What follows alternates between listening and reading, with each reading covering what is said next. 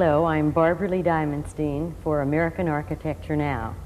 Today we'll be talking to Philip Johnson. Philip Johnson is recognized by virtually everyone as the Dean of American Architects. His influence began in the 1930s when he was the director of the Museum of Modern Art's Department of Architecture. Since then, his role has been central as master builder, critic, historian, patron, and even gadfly of contemporary architecture. A very warm welcome to you, Philip Johnson. How does it feel to have come from what you yourself have described as the Peck's bad boy of architecture to its current most eminent figure? I'd just like you to repeat that introduction again and again. I didn't know I was such a famous and delightful person. But now that I'm dean, I suppose that means just old, so it's all right. Venerated. Venerated because of old age. And hardly because of accomplishment, continuing accomplishment. Well, anyhow, it feels fine. When did you first become a practicing architect, and under what circumstances? I practiced architecture long before I was allowed to.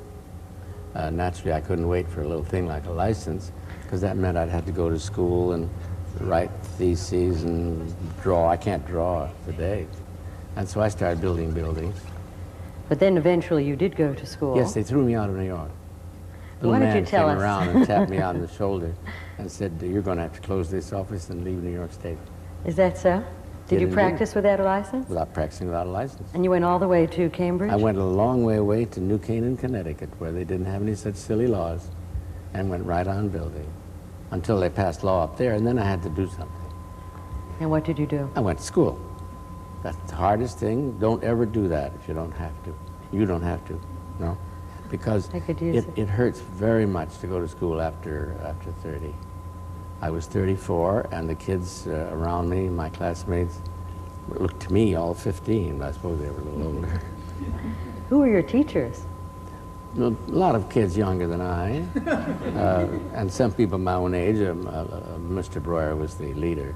He was the best teacher I ever had, and he was a couple of years older. And who was the then dean of the school?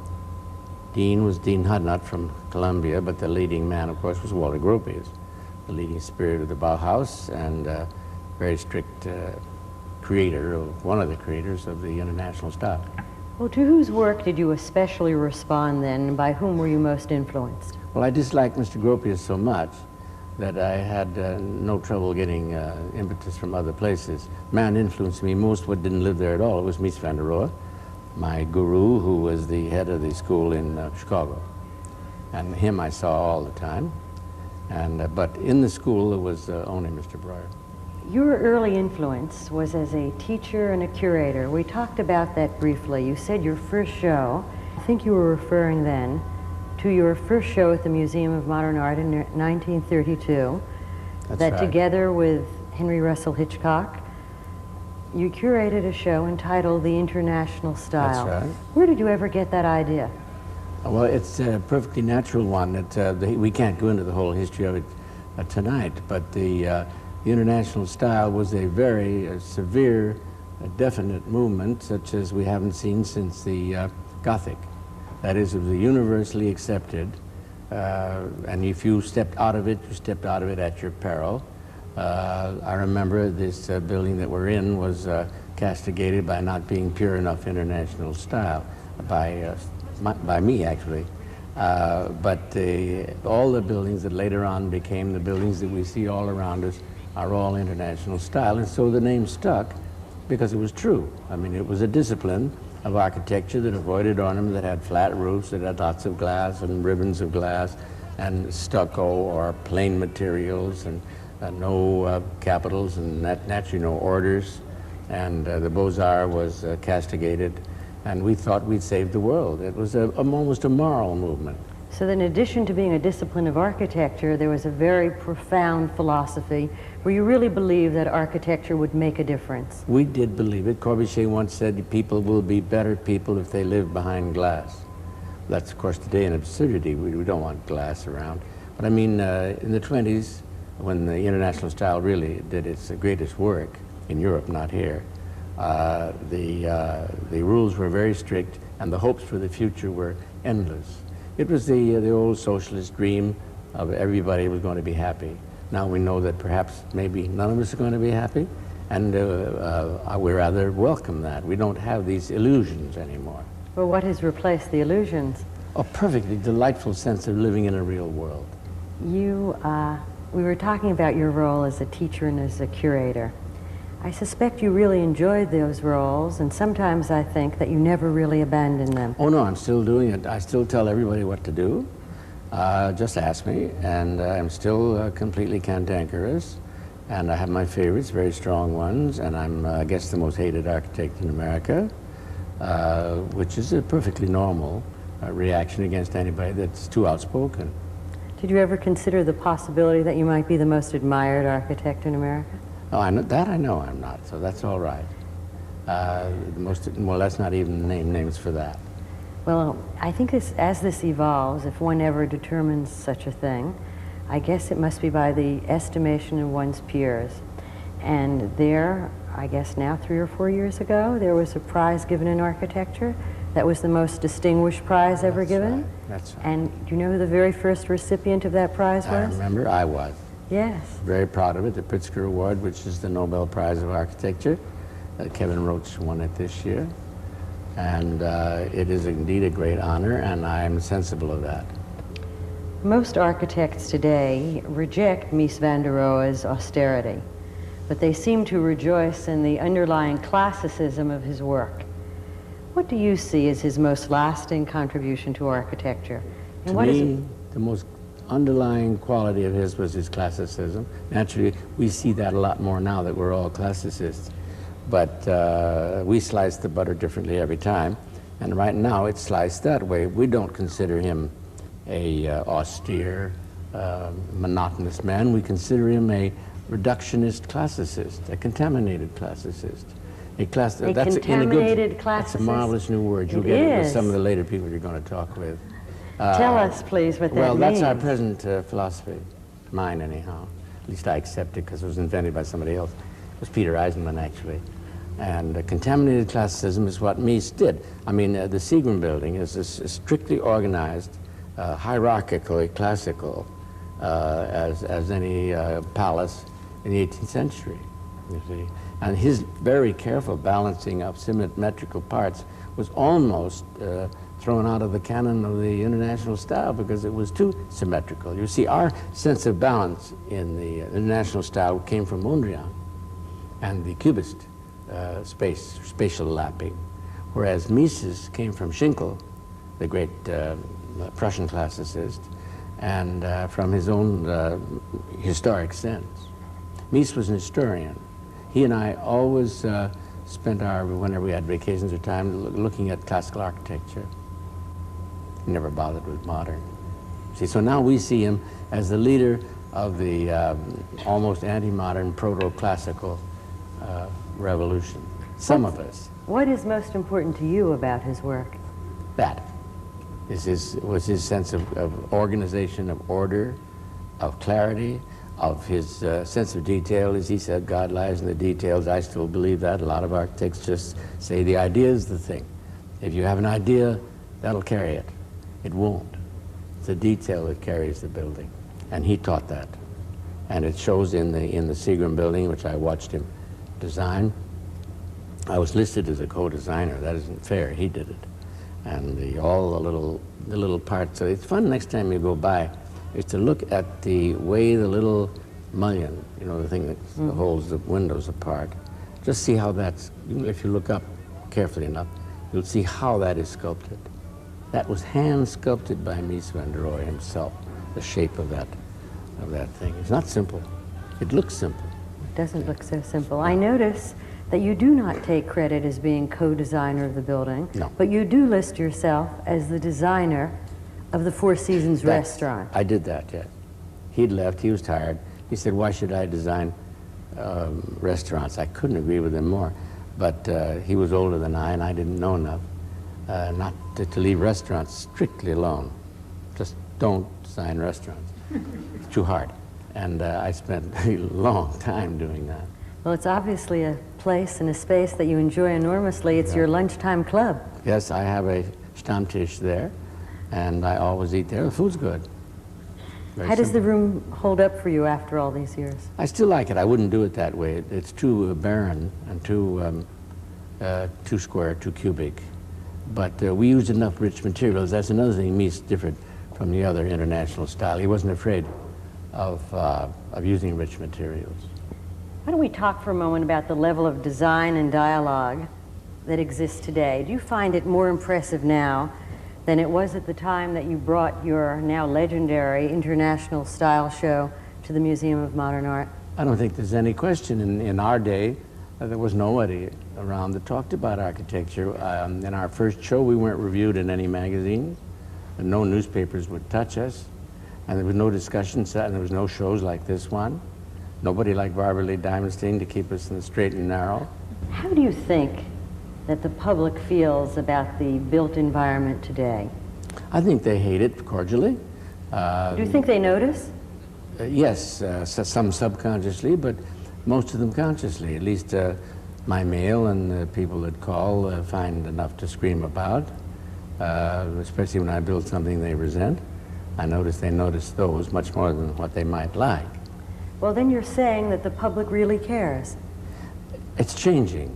I think, for instance, the example of that is what's happened to the preservation movement. There was no preservation movement in my day. I marched with 6 people to try to save the Pennsylvania Station. That was only 20 years ago. And now think what would happen if anybody dared touch the Pennsylvania Station. I mean, it'd be worse than the Grand Central today. You're noted as a kind of patron of younger architects. You send work their way and you follow their careers closely. And by your own admission, you have your own favorites. Oh, yes. And you seem to be interviewing most of them, so I can't talk about them. It's too bad, because it would be fun to say mean things. But it's impossible since I picked them all. And Who are some of those favorites?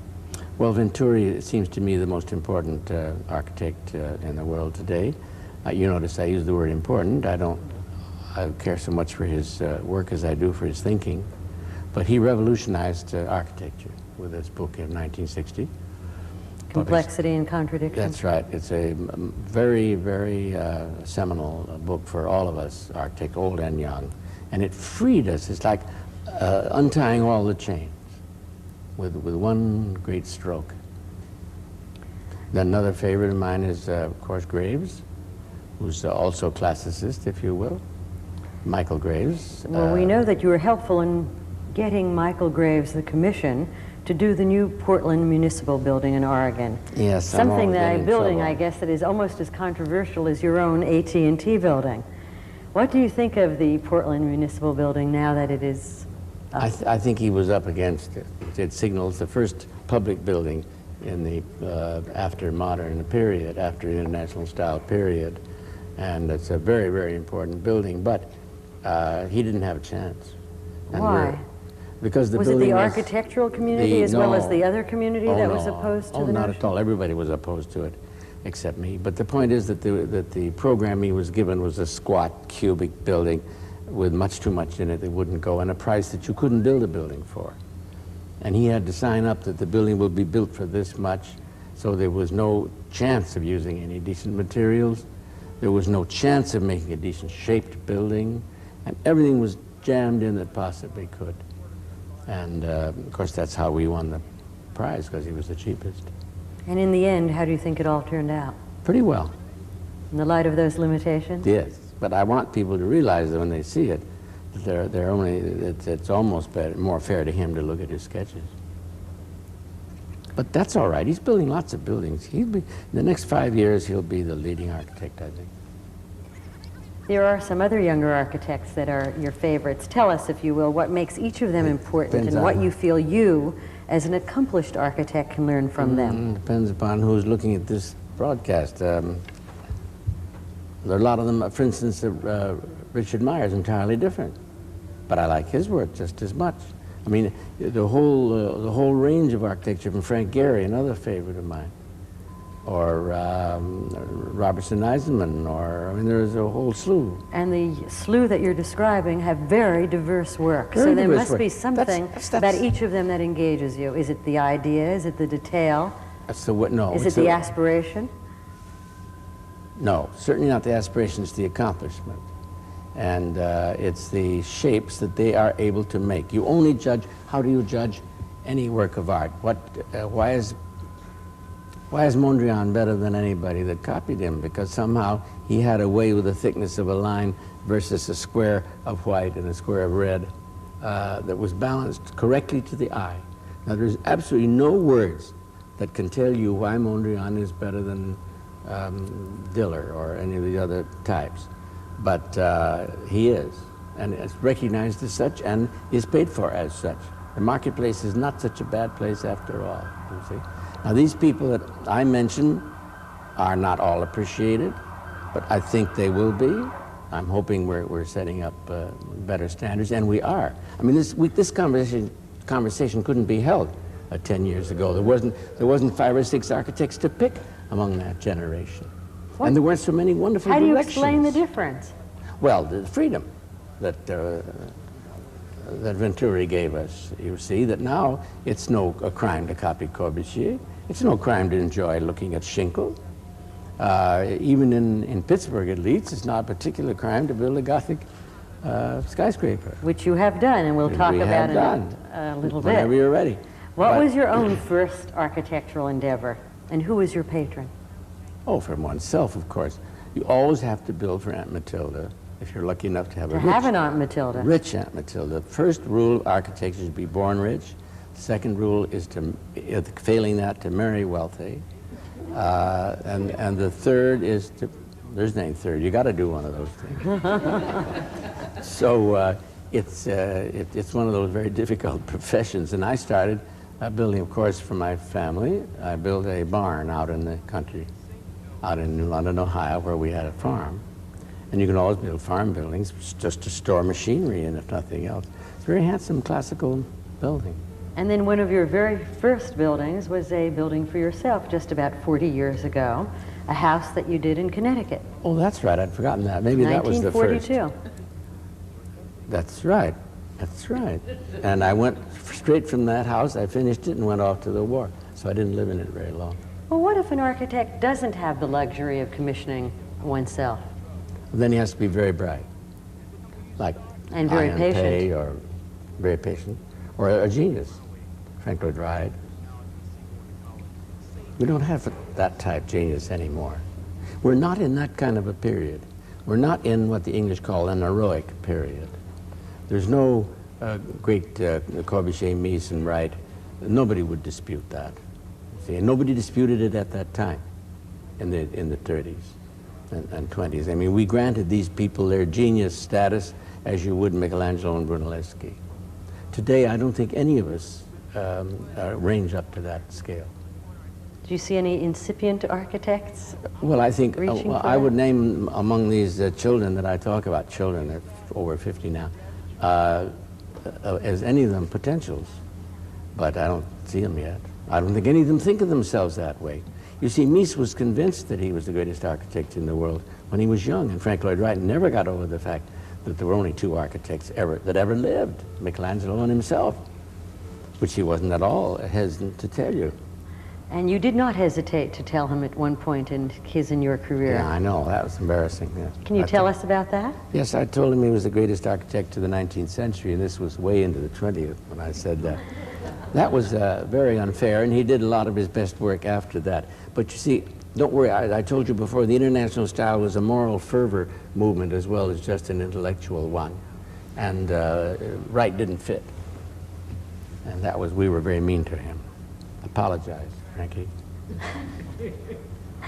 About 6 or 7 years after you designed the house in Connecticut, you designed a now famous house for yourself in Connecticut as well, and that was about 1948 and 9, the Glass House. Glass House, that's right. How does that look to you today? Well, it's marvelous. I wouldn't want to live anywhere else, but I wouldn't build like it. You would not build that again? No. Oh, no, it isn't interesting enough.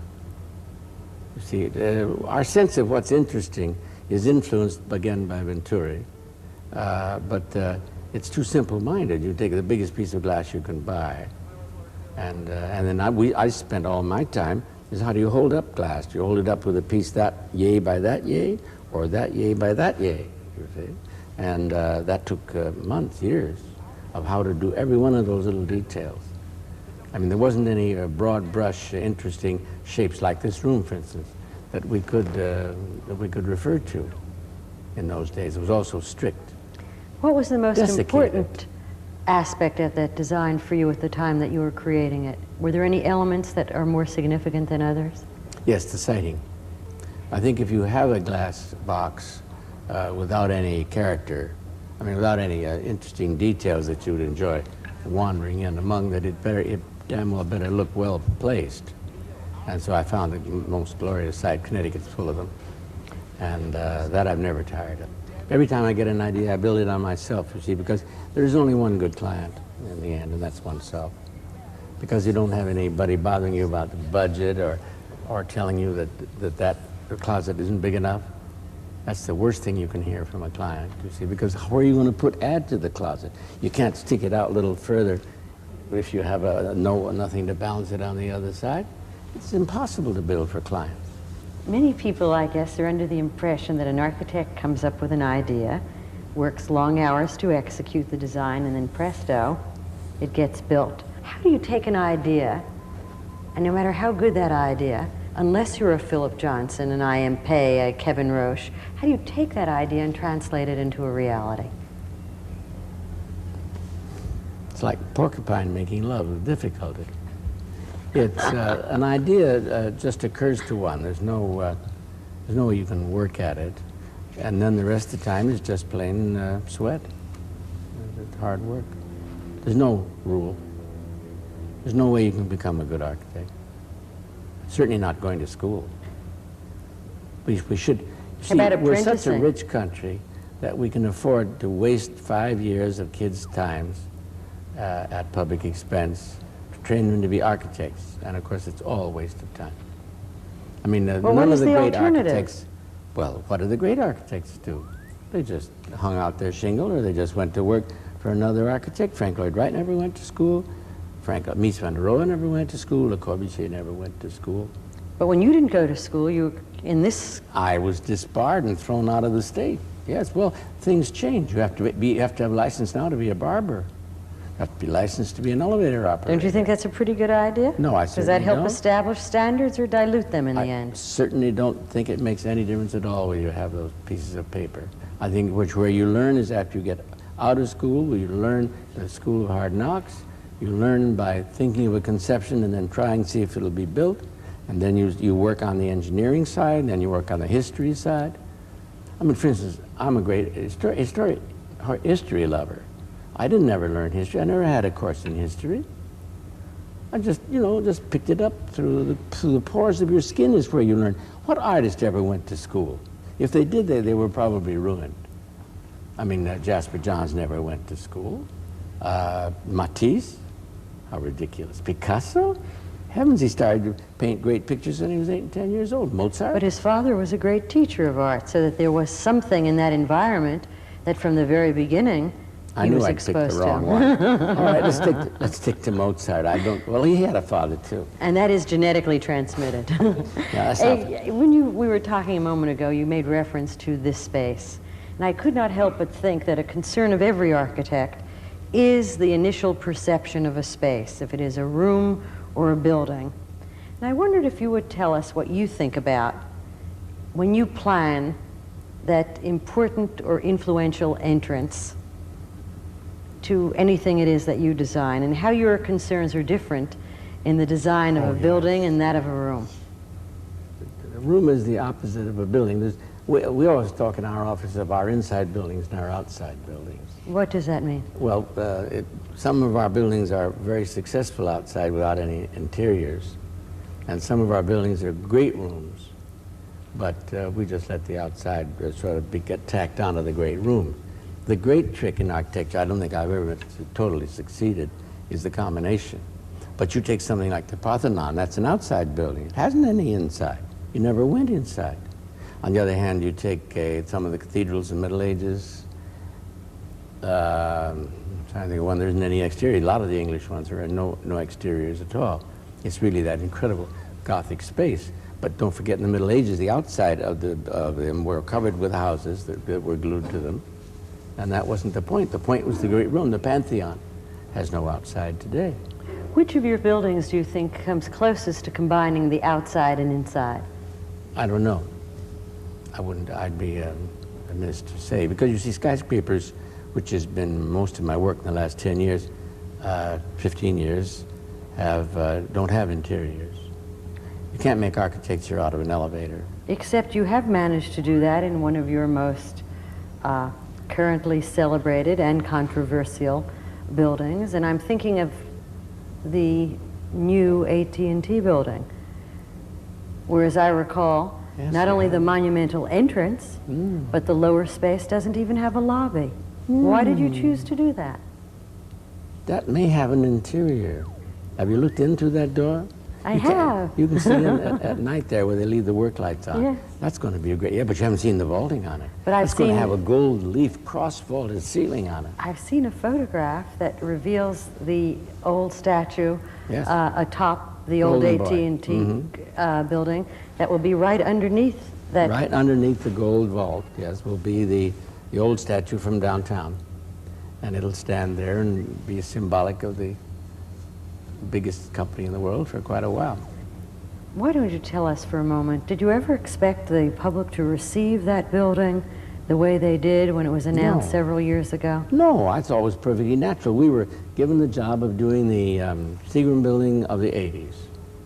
And since I'd worked on the Seagram building 20 years before, we seemed like logical choice for them, and we promised them that.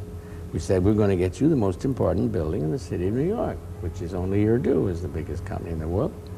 And so we designed it, they loved it, and we started the building. All of a sudden, hell breaks loose. Ada Louise hates it. If Ada Louise hates a building, you're in deep trouble. Simple.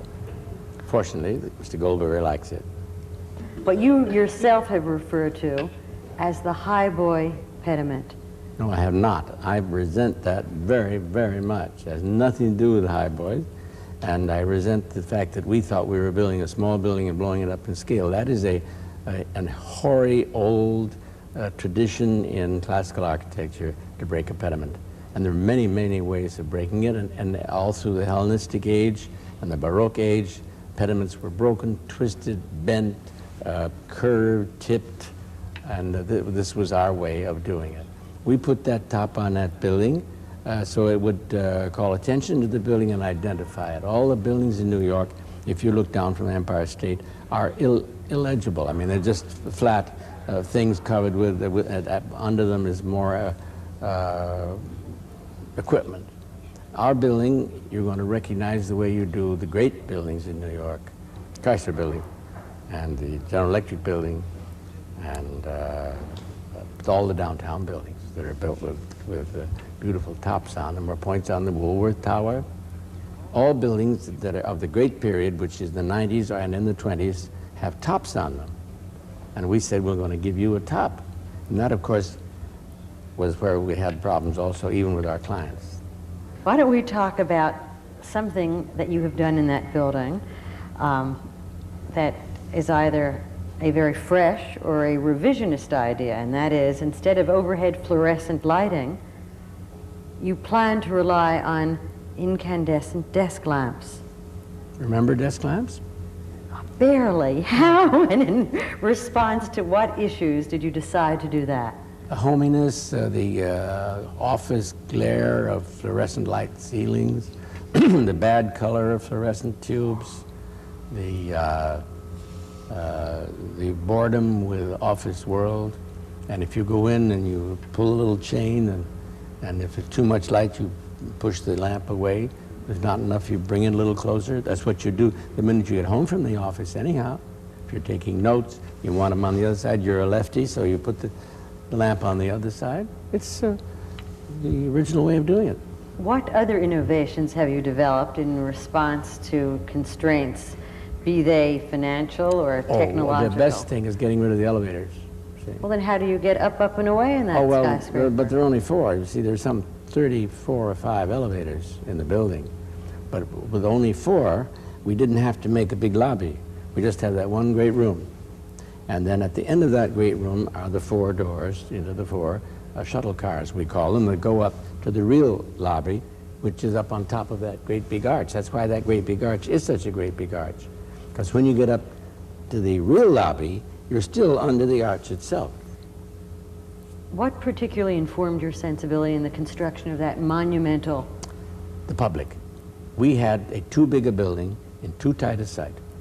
There's no question about that. I still resent the fact that they didn't buy the land that the IBM is built on, but they didn't. They couldn't. IBM wouldn't sell it.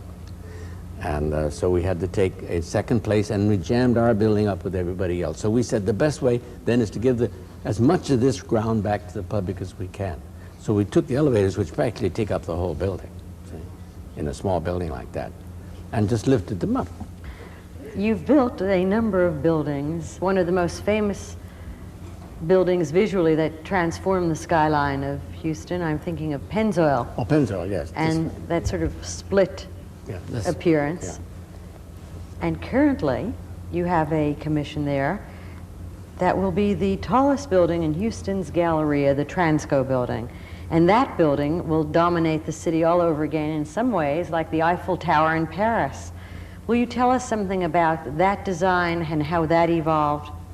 That's a delightful story. Jerry Hines, the developer, wanted to really make his mark in his development part that he did near Houston. And if you take a skyscraper and put it in New York, you hardly see it. But if you take a 65-story building and put it out in the country, yeah, that's what gives it the Eiffel Tower effect, and that's what we've done. All the rest of the buildings are 10 stories, you don't see them. And so this great big thing sticks up there, and it's a lot of fun. Was he the patron of the Pennzoil building as well? Yes, he was the instigator of that, and it gave him such a kick he thought he'd do it again. And much more important, perhaps, is the Republic Bank building, which is Gothic. How important is a patron to an architect? And who was the best patron you ever had? Jerry Hines. Should I say that with all my new clients around? But they have something to aspire to now. Yes, that everybody says, how did Jerry do it? How did he do it?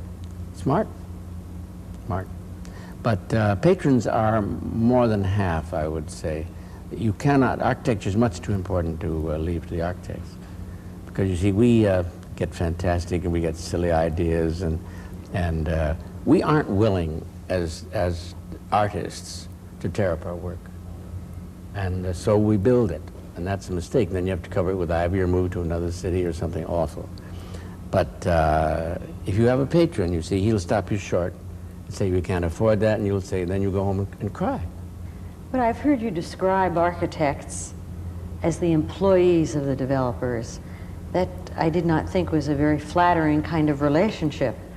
And perhaps you would tell us where you see that going. A more flattering one may be whore, but I don't think that's a very nice word either, but we are. And employees, it would be, I wish we were, because we don't get paid as well as most employees.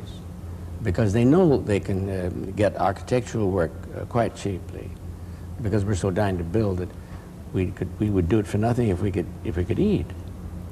And they don't like to have us starve to death. So as an employee, we're on one of the lower echelons. You've said, however, that there are commissions that an architect can and should refuse.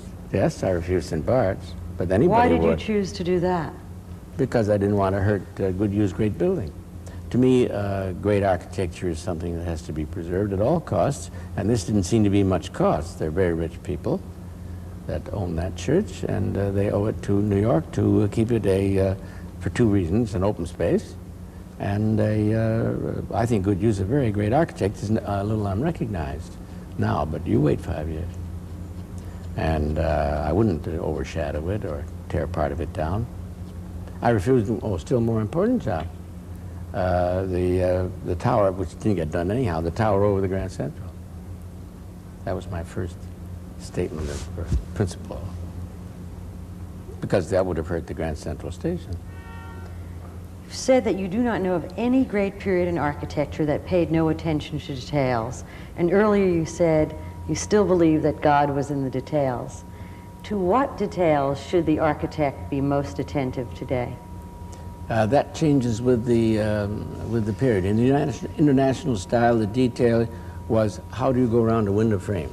Do you go around evenly, or do you just buy one off the shelf where the companies do the detailing, and it's all awkward, the width and everything. And the detail that Mies van der Rohe paid most attention to were the frames of the windows and the frames of the spandrels and the frames of the doors and the corners. Mies was a bear on corners, which of course he learned from Schinkel. And Corbusier had a different set. But today, I don't worry about windows details so much. I worry much more about the, well, my latest building, I'm worrying about the relation of a circle and a cylinder and a rectangular thing. When you bump two shapes in, what happens when one is taller than the other? It leaves a scar up in the sky in the round building. See, that's the kind of thing. And how have you resolved that? I leave the scar and make it a different material. The scar above the building that I cut off is mirror glass. It's a mirror glass slice in a granite building. It's a new attempt at skyscraper design. I'm very proud of it. It's a village concept. That is, there's 6 buildings, all different heights, and the 2 kinds, round ones and rectangular ones. And they bump together, making only 2 buildings with a garden in between. See, they go around the edge of the site. In Boston, the sites aren't like New York, downtown. It's a medieval pattern, just like that. So we just followed them around with these 6 buildings all bumping each other. Isn't that fun? Sounds the tallest is the tallest building in Boston, as tall as, I think it's as tall as that famous glass one. Hancock. Hancock. But the rest are shorter, but they all, the lower one leaves a mark in the taller one. Who has commissioned that village? An incredible developer. From Boston? No, from Pittsburgh, the Hillman Company. In fact, in Pittsburgh, you are building a structure that is in some ways much like ATT in New York in its proportion, its scale, and its use of materials. Can you describe that building? You mean the PPG building? Mm-hmm. Well, this is about the opposite of AT&T. AT&T is a classical building, and it is built of granite with little windows in it. PPG is all built of glass, as you can imagine why. It's the Pittsburgh Plate Glass Company. Mm-hmm. So the entire building is glass, but the details are Gothic. I mean, it has little spires on it. Oh, delicious. Little 4-corner spires. This has peaks like Pugin's House of Parliament, you know, or any English church. You've designed buildings in glass before. In fact, one of them is longer and wider and higher than Notre Dame. It's the world's first drive-in church that you did in Garden Grove, California, in a building that is called the Crystal Cathedral. The request of the Reverend Dr. Robert Schuller to you was to tie the religious experience to nature. How did you manage to do that? Over protests. We designed a perfectly sensible church. Yes. You know, with a nice roof and solid walls with a nice mysterious feeling where you feel, I'm now in a church. I'm feeling good. And when he said, I want it all glass, I said, Dr. Schuller, you certainly don't want to sit here and look at all the parked cars, because he had to have an opening to address the people sitting in their cars. And he said, yes, what is wrong with cars? You live in your car all day long. Are you ashamed of it? Is God not in the car? See? And it's a entirely different way of looking at religion from the way I look at it in the Gothic cathedral. Well, how do you think of this type of building as a place of worship as contrasted to more traditional forms? Well, I'm surprised. It works marvelously. It's a very religious light because we used a very almost opaque glass. It's all like working underwater. You've been underwater long enough to know that lovely feeling? You aren't the type? Not keen on that. Oh, well, go snorkeling sometime. Oh, I've done that. Oh, well, you know that beautiful light? Yes. That's the light in this church, see. And then it's covered with Is that something that you do? Snorkel? Oh, no, I've never been underwater. Heaven. So then how did you manage to create that? Well, I said to myself, it must look like this underwater. And judging by Cousteau's pictures, it does look like that. Just use your imagination a little bit. No, I wouldn't ever go near water. But what this does, you see, is to sparkle with these little white lines. They aren't little, they're great big things, but there's so many of them. And they're so far away that they look very, very, very small. And you look off into one of those corners, and it's a long way away. See? And it does work religiously. Do you ever set out to design a building in a particular style? Yes, I designed the Miami group, a civic group, which opened next spring. This is the Dade County Cultural Center in Miami, and that is right in the middle of the city. And we decided to build a little Acropolis square, Heavily pedestrian influenced square. by the Hispanic? Heavily influenced, heck it is. Well, it's not Spanish as much as it is Tuscan, I guess. But you get enough pictures of enough Tuscan farmhouses and put enough arches in so it looks like a De Chirico, they tell me. And I don't know, maybe, I hope it does. De Chirico is a much maligned, much undervalued influence on architects. He had more influence on architects than Picasso did. See, but it isn't counted, but it should be. Anyhow, this looks like... Do you think that recent exhibition of his in that institution with which you've been involved for more than 50 years yes. Will change that perception? No, I don't think so. I think architects will go wherever they want. And I think a lot more of them go to Chirico than admit it. So much of your life has been involved with the visual arts and the design of museums as well. I wonder if you would talk for a moment about one of your generous acts, and that is as a member of the Board of Trustees of the Museum of Modern Art. You served on the architecture committee that commissioned another architect to design the new museum tower. And in addition to approving the work of another architect, you sacrificed a building that you had co-designed in an earlier period. Well, that sounds like such a good story. Well, it's true. How do you feel about that building now that it's nearing completion? Well, it's very nice. I'm going to live there. Are you going to move to that building? Yes, because I can see several other buildings I like to look at. Like AT&T? Like AT&T. It's right on your horizon. No, I can see the garden, right at the garden, which is one of your my best design. New York, yeah, which I designed. I can see the Seagram building I had something to do with, and then the AT&T stands right in front of me. So I decided that was a good place to live. No, I didn't. I got fired. That's why I didn't build that building. I wanted to build it. How did you get fired? That's very difficult, but I managed. How did you do that? I don't know. Weren't you the likely choice? I thought so. Oh, they said they wanted to go out. I don't blame them. They wanted to go outside the Board of Trustees, get an objective. There were several other architects on the board. There are Yes, several other architects. There are still several other architects on the board. No, that was a lot of fun working in the museum all those years. But of course, I miss Alfred Barr so much, who started me off in life. That it's all different now. How important, in fact, has your involvement with artists been during the course of your own career, not only for your pleasure, but your work as an architect? That's a very good question. I don't learn anything from the young artists. We're just friends because I collect their work. I like to look at them on the wall, but I don't learn from them. I think mostly I learn from Mondrian and Chirico. Do you learn from younger architects? Oh yes. I learned especially even from Venturi, from Meyer, from Stern, from Graves, from Eisenman. Recently, you've changed your relationship to your firm, Johnson Berge, and you have become a consultant. When one hears and reads about all of the assignments and commissions that you're involved in, I begin to wonder if there's really a difference in role or merely in title. I think you're mean. I say it's just a change in title. My partner says that eventually, and indeed true eventually, it'll be in fact. But nothing has changed. But he's got to get a chance. Why did you do that? I did it to help him. There's no point at all in a middle-aged man that does half the work always calling it Johnson's AT&T building, Johnson's Transco building. It just isn't fair. I couldn't get the jobs, I couldn't carry them out, I couldn't design them without sitting down with him on every single detail. And I'm well known and John Berge isn't.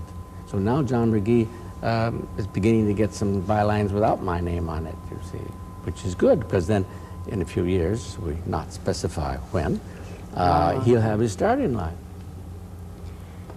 I think every older architect should do that. What do you think of as your greatest contribution? Is it a particular building, or an idea, or a theory, or maybe even an attitude? It infuriates me to believe it, but probably my influence is that I talk so much, and that I favor the young, and naturally they reciprocate by thinking I must be good, or I wouldn't favor them, see? So I get from these 5 or 6 architects that I like a lot of mutual admiration society deals. So if they're going to be good architects, then my reputation is perfectly safe, because that'll mean good architects will say I'm good. And here I am, most desirous in this world of being known as a great architect. And instead, I'm going to be known as the great influence of the 80s or 70s in helping a whole slew of architects. You see, Well, what would you terrible. like to best be known for? For my buildings, naturally. And are there any that you would cite especially? Well, the Glass House, I guess I can't help being known for. And now it's always the next one, Boston. Or even what's coming up in Times Square. What is coming up in Times Square? Can you tell us briefly? Times Square is in a very bad shape.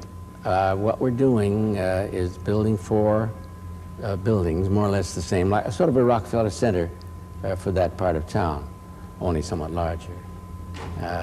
Some 4 million square feet we're putting up there, and that should be a new center for New York.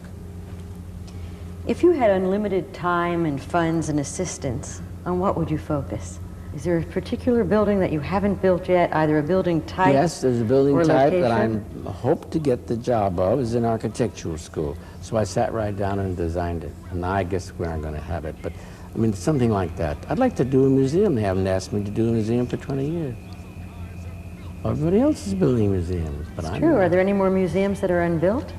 It seems to be every day. Look at Myers, everybody's building one. I'd like to do a house. Really? Well, I wouldn't have time, but I mean, I would like to. Would you do it if asked? It would have to be in the range of $8 to $10 million. A little house. That would be quite small.